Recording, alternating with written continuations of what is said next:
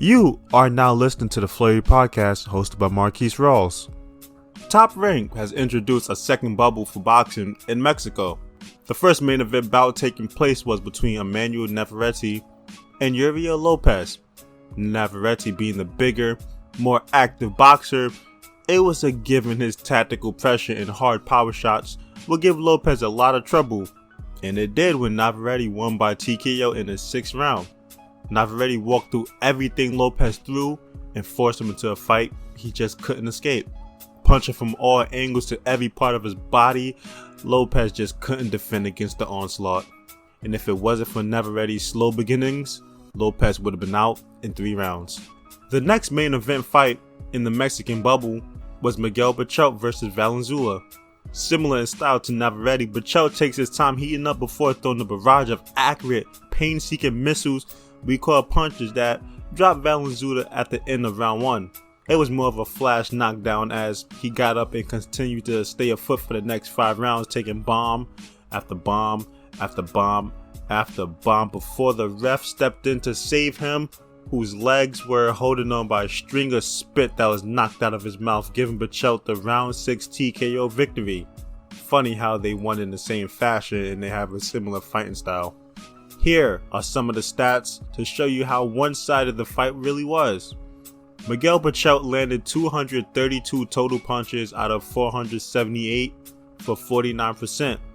Valenzuela, 37 out of 305 for 12%, but I believe he landed a little more. He also landed 35 power shots out of 194 for 18%. Berchelt landed a whopping 201 power shots out of 321 for a big 63%. That's the highest percentage I've ever seen land for any type of punch. The outcomes of the fight were expected for both, and not because Berchelt and Navarette are so dangerous, which they are, but coming into the fight, Lopez's record was 13-12, Valenzuela 21-13, decades away from being good. For those who think this is cherry picking at its finest, it isn't. Under normal circumstances, neither of these fighters would have been brought up as a sparring partner, let alone opponents. It goes to show how much Top Rank is lacking in high talent in their Mexican bubble. Not every boxer wants to tackle the risk and process of being in that environment. Every week we hear of new positive tests, everyone getting tested every other day, a lack of adequate training and equipment, and you cannot bring your entire team. Most are at a disadvantage once they accept the fight and won't be able to make up ground, but they will try their best, and all we could do is hope that they will put on good performances. And I know watching people get beat up is what gets more views rather than the tactical artistic traverses of the ring, but the humanity in me twinges at the sight of underclass fighters thrown into the cage with the deadly beast that Navarette and Berchelt are. As we continue to watch, let's just hope for more quality matchups in these Top Rank bubbles. You were just listening to the Flurry podcast hosted by Marquise Rawls. Stay tuned for the next episode, or go back and listen to the previous episodes if you haven't done so.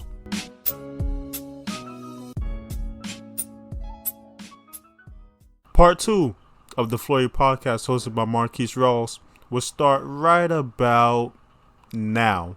Jarrell Big Baby Miller tested positive again for PEDs and drugs, and I kind of want to say ban him for another year or 2, or maybe even just ban him from the sport altogether, but I don't think he did it. I'm not saying that he didn't test positive, which that's a fact that he did test positive, but I don't think that he himself intentionally took it. I think someone spiked or drugged him. Someone in his camp is purposely drugging and or spiking him without his knowledge. Now, when he tested positive last year for the Anthony Joshua fight, that's why he got canceled. I understand that he was probably doing it so he could get the advantage and win the fight. But this time, it doesn't even make sense this time. It really doesn't make sense. And I'm giving him a lot of the benefit of the doubt, because him using PEDs cost him the biggest thing that probably would ever happen in his career. a fight with Anthony Joshua, one of the biggest icons in boxing right now. I don't think he would have been that stupid to continue using PEDs. I don't think so. That's why I say I think someone spiked him, or someone must have drugged him in his sleep. I don't know if he ate some bad meat or had a bad burger or whatever or something. But they need to investigate, because I don't think he's that stupid to continue using PEDs like this. And like I said, he can't be that stupid. And if he is that stupid, I will apologize, because I just don't think he's that stupid to do it. I hope he's not that stupid. Next news. A date has been set for Teofimo Lopez versus Lomachenko, or should I say Lomachenko versus Teofimo Lopez? I guess it depends on who you think is going to win, right? I think Lomachenko's going to win, so I guess I'll put his name first. I think September 19th, they said. I know it's in September. They still trying to figure out if they want a crowd or no crowd at all. Honestly, I don't give a damn. I just want to see the goddamn fight. I really do. Because this isn't like these fights that we're having in the bubbles right now, right? And I realized with some of these fights in the bubble, having a crowd and no crowd really does make a difference. And this past week, I've been watching some of the cards. I watched the Maloney versus Leonardo Baez or Baez. I saw that card in its entirety. That is actually some good fights on that card. But the fact that there's no crowd, it is sort of diminished. I guess I don't want to say the quality of the fight, but it diminished my enjoyment of watching it, because it's mostly a bunch of guys I don't know and I've never heard of. And yeah, they could put in a good fight, but something about having a crowd and seeing the crowd get hyped and excited for a good fight, it is my excitement, my enjoyment. But for a fight like Lomachenko and Teofimo Lopez, where I actually know them and I watch them, I don't need no damn crowd to enjoy this goddamn fight. I just need to see the punches fly from both of them. That's what I need. I need to see that. I'm tired of waiting for big fights. I'm tired of waiting for super fights to happen. I'm tired of waiting. I don't want to wait no more. I do not want to wait not one more second. I need this fight to go down. And I don't care if we never get crowds in boxing ever again. I don't care if you limit 2,000 people per boxing fight for the end of time. I don't care. I just want these big fights to happen. I just want it to happen. That's all I want. Who's going to win the fight? Obviously, it's Lomachenko. Like I said before, I think Lomachenko is going to win. Does Teofimo Lopez have a good chance to win? Of course he does. He's a power puncher. Every power puncher has a puncher's chance of punching and winning by one punch. But has Lomachenko taken some strong punches before? Yes, he has. Remember Linares, who is a pretty good power puncher, knocked him down. And Lomachenko, he got up, survived the round, and came back even better. And he made adjustments where Linares, he couldn't land that punch anymore. So if Lopez does the same thing where he lands a good punch and he knocks Lomachenko down, he's going to get up, make adjustments, and Lopez not going to land that punch again, or at least as clean as he would have. And can Teofimo Lopez make adjustments during the fight? I don't really know. I haven't really seen him in situations where he needs to make adjustments. Most of the people that he fought, he was already better than, or if not better than, he was able to land a good punch that took them out the fight. I don't necessarily think that he's more skilled than Richard Comey. I think him and Richard Comey are about even as far as skill, but Teofimo, he just, he heats up quicker. He starts off faster than Richard Comey did, and he just got the first punch in. And Richard Comey, he just couldn't handle it. Now, maybe he is better than Richard Comey. I don't know. Maybe I'm, being, idiotic about this. maybe he is just all around better, but I just didn't see it that way. But Lomachenko's going to win the fight. If you think he's not going to win, just write in the comment section and write why. And don't give me no nonsense like, oh, Teofimo Lopez, he's going to win because he's Mexican. I don't even think he's Mexican. I don't know. I'm pretty sure he's American. But I've seen people say that before. I've seen people say that a certain fighter is going to win because they're Mexican or because they're Irish or because they're from the UK or because they're from somewhere else. And to me, none of that really matters because where you come from, it really doesn't matter. Everyone from every country could get their ass whipped by anyone from any other country. But you got to have a legit reason why Teofimo Lopez is going to win if you're going to try to debate me on this. You really do. Like I said, you could say, oh, he has the power, but Linares had power and he didn't win. He's not quicker than Lomachenko. He doesn't have a higher IQ than Lomachenko. I don't know if he could take a punch really good, but Lomachenko is not really a power puncher. But Lomachenko, he has that method of he can land enough punches in the right spot and take you out. That's how he's always fought. That's how he fights.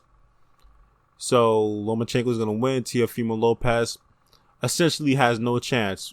Is basically going to be, well, for me at least, it's going to be, can Lopez lose by knockout or will he lose by unanimous decision?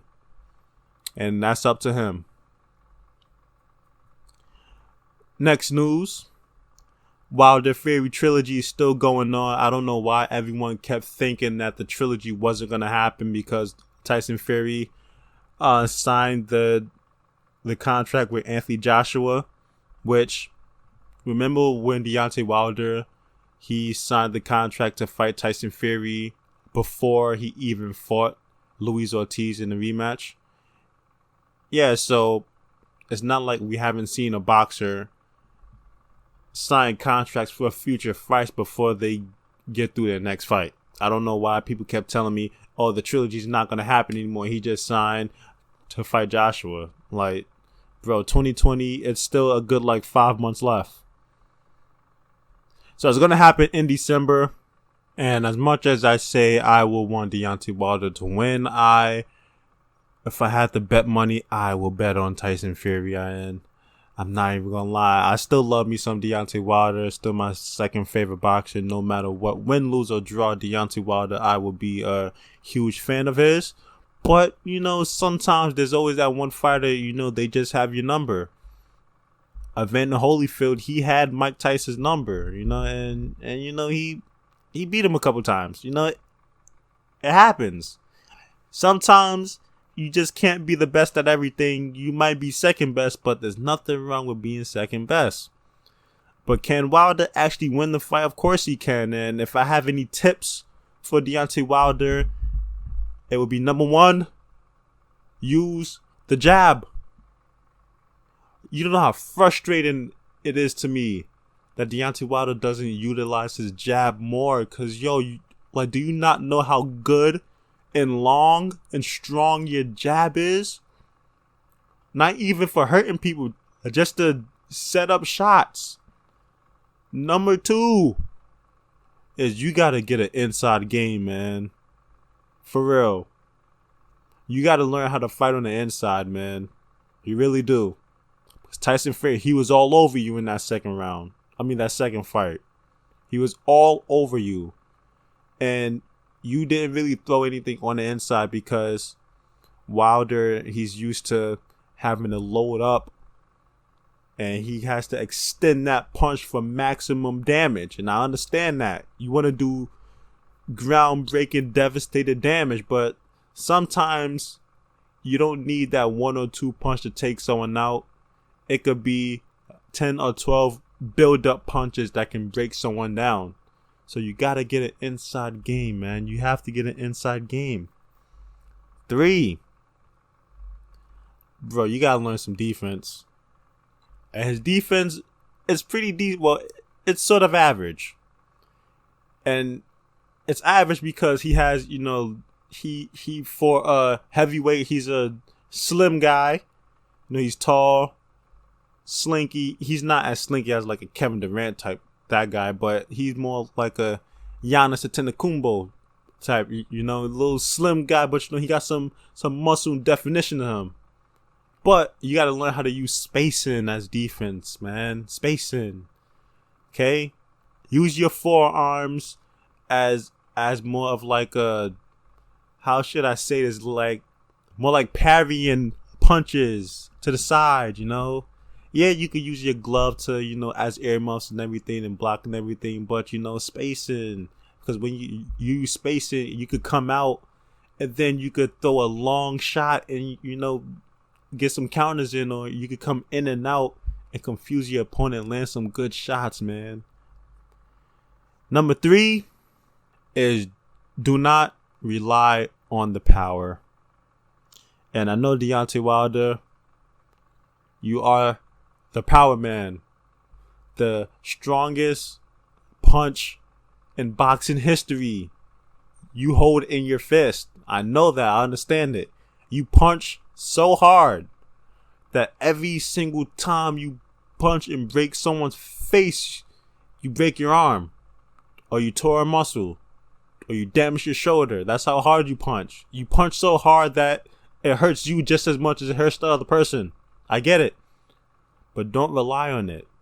Like I said before, sometimes it's not the heavy load up shots that could take someone out. It could be the 10 to 12 punches that you're just casually landing that breaks a person down.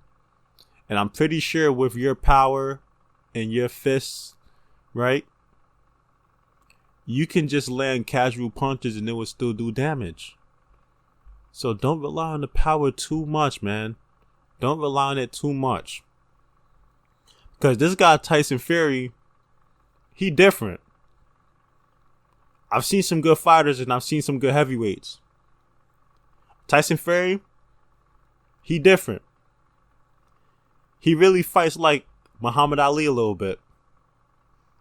And I'm not saying that he is Muhammad Ali or he's as good as Muhammad Ali, but he has Muhammad Ali-esque type of style of fighting. And he's good. He really is. And I think he might be I'm not even going to say might, because he is the best heavyweight in the world. But you have to come a different way. For someone that's as great as Tyson Fury, you have to come in a different way to beat him. People had to come in different ways to beat Muhammad Ali. They had to come in different ways to beat Tyson. They had to come in different ways to beat Bernard Hopkins and Lennox Lewis and Hagler and all these different great boxers back in the day. And you have to do the same thing. You have to come different than who you are. You have to evolve into something else to beat this guy, because this guy, he's different. And trust me, Anthony Joshua's not going to beat him. He's not going to beat Tyson Fury. I'm telling you that now. So you have to be the guy. You have to be the guy, Deontay. You have to be the guy to put that one on his record. That one on his record. You have to be the guy. You have to be the guy. Another fight that's going on. Well, I hope it goes on. Ryan Garcia versus Luke Campbell. I believe they said... Did they say Oscar Valdez was supposed to fight Luke Campbell, but he backed out the fight? Or someone else was supposed to fight Luke Campbell, but they backed out the fight. Probably because they didn't want to fight in the bubble. And they ordered Ryan Garcia, you got to step up to the plate. You got to bring your A game and fight Luke Campbell, and that will be tremendous for Ryan Garcia's career. Ryan Garcia has never fought anyone even close to as good as Luke Campbell. And Luke Campbell is really good. He's really, really good.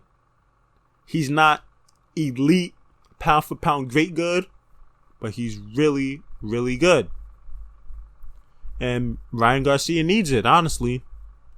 With a win against Luke Campbell, and especially if he wins in impressive fashion, whether he knocks him out or he just dominates him for the entire fight, all the people saying that you're hyped up, it's all gonna go away. It's all gonna go away.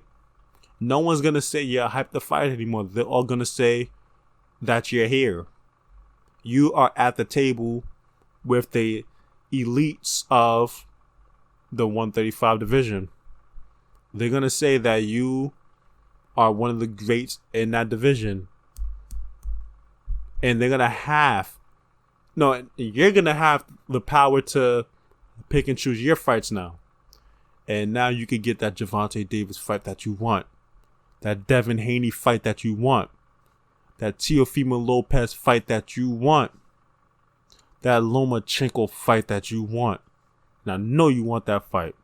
Everyone in 135 wants that fight against Lomachenko because they all want to be the guy to give Lomachenko that second loss on his career. And if you go in there and you beat the brakes off of Luke Campbell, you knock him out, send him back to his country, wherever he's from. I'm pretty sure he's from the UK. And I like Luke Campbell a lot. I didn't like that he beat Carl Frampton because I like Carl Frampton. But he beat Carl Frampton and I'm mad about that. I'm still mad about that. But if you beat Luke Campbell, you will be the guy. You will be the guy. I'm trying to fix some technical issues here. Okay, I got it fixed. More news. It's Canelo Alvarez. A lot of talks about him recently because they are currently trying to find an opponent for him. I think at first they was looking into Billy Joe Saunders, but Billy Joe Saunders, he just said he doesn't want to fight no more because I think they are asking too much of a pay cut from him. And he don't want to give up that pay cut, baby. He don't want to lose that bread, that chicken, that butter. That chicken butter? You want him to drop the butter for his family? What?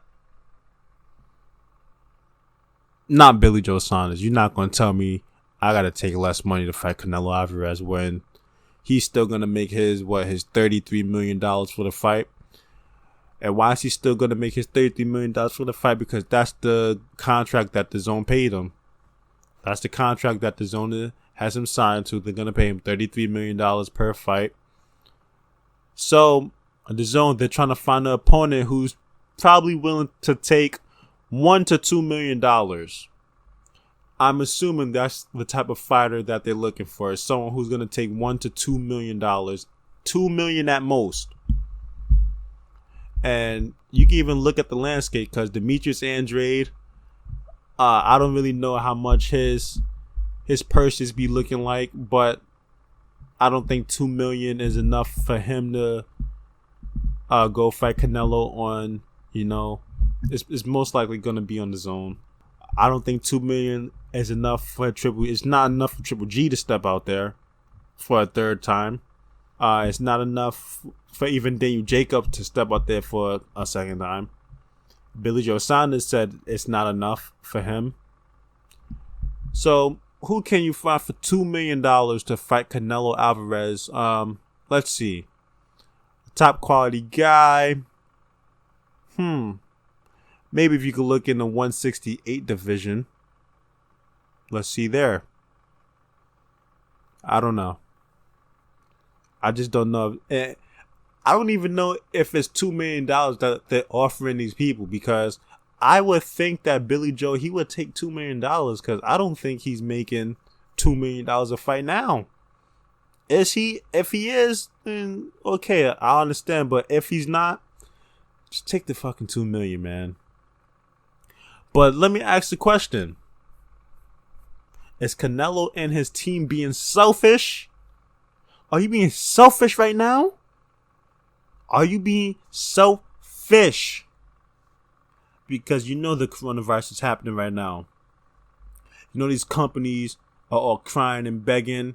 They are trying to do whatever they can to get as much money to pay these fighters to fight each other. They are selling off everything that they can. I even heard the owner of ESPN had to sell his socks. His wife had to sell pictures of her feet just to make money for these two top rank bubbles. Okay, that might have been a lie, but they're strapped for cash right now. But Canelo, he don't care about that. He don't care if the zone is strapped for cash. He don't care if these companies might not make their money back. He want that 33 mil. He said, nah, I don't care what's going on. The world may be ending, but you gonna give me my 33 mil. And I think that's might be a little selfish right there. I think you could, scrape off a nice little $5 to $10 million to, make a good fight happen, just to relieve a little financial burden on the companies and the fans overall. Because the zone is talking about making fights pay-per-view. And you got to pay for the zone. And even if you pay for the zone, you got to get pay-per-view, which I don't like. And that's actually my next topic. Because ESPN, they do the same thing. And I hate it. I hate the fact that, and I don't pay for ESPN Plus. I probably should. I actually probably should, but I do pay for the zone. The zone, I pay for it. And if you talk about pay-per-view, I don't want to hear no pay-per-view with the zone. I pay the zone to avoid pay-per-view. Just like how people thought they will be paying for ESPN Plus to avoid pay-per-view, the ESPN said, psych! You're going to have to pay us twice. You're going to pay for the app and this pay-per-view. Now, the zone is going to say the same thing to us. And the zone is even more than ESPN. ESPN Plus is what, like $5, $6 a month? The zone is $20. Now imagine the zone $20 a month, and people have still been paying for the past 3 or 4 months, even though the zone hasn't done a thing. I don't know about the MMA cards or MMA events because I don't really watch MMA like that. I probably should, and I might in the future, but they haven't done anything boxing related.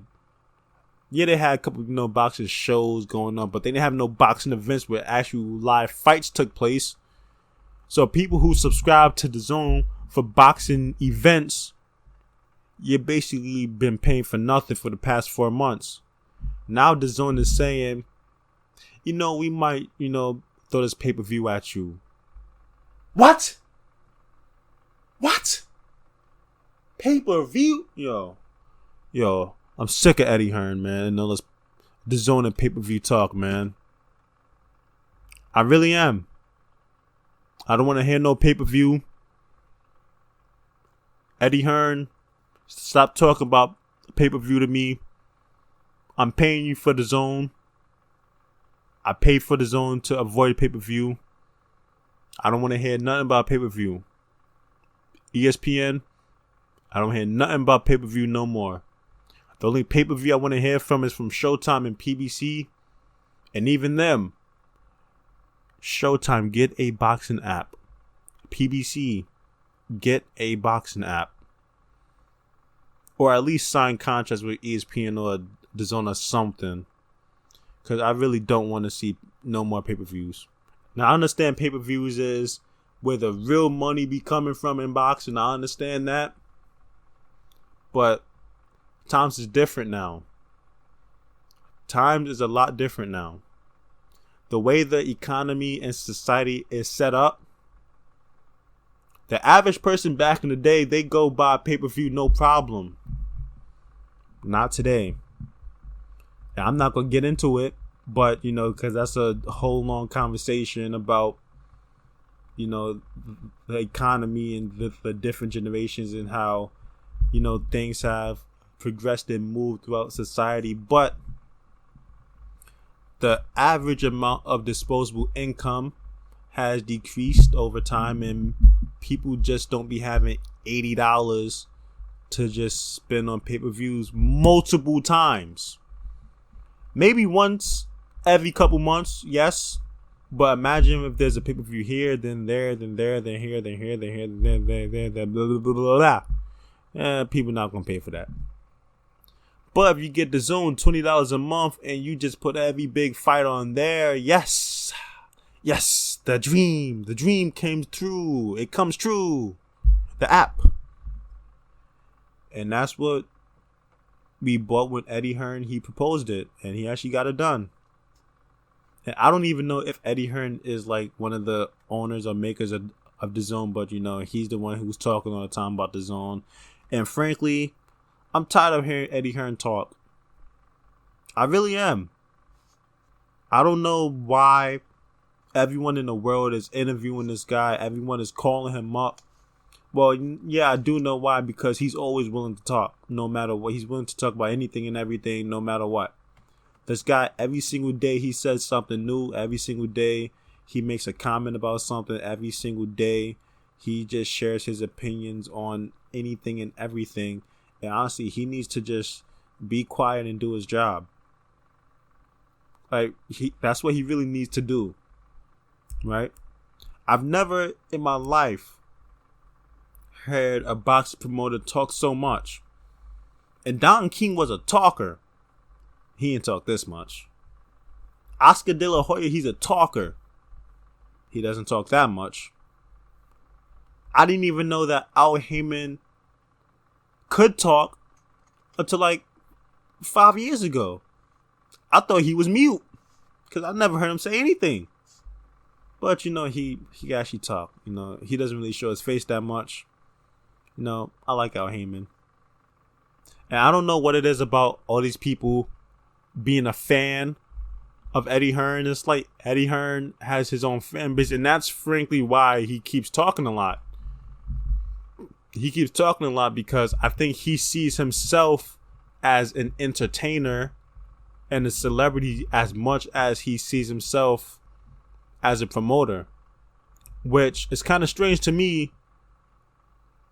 And I know some of you are going to say, but that's how Oscar De La Hoya sees himself too. But Oscar De La Hoya was at one point an entertainer and a celebrity at one point.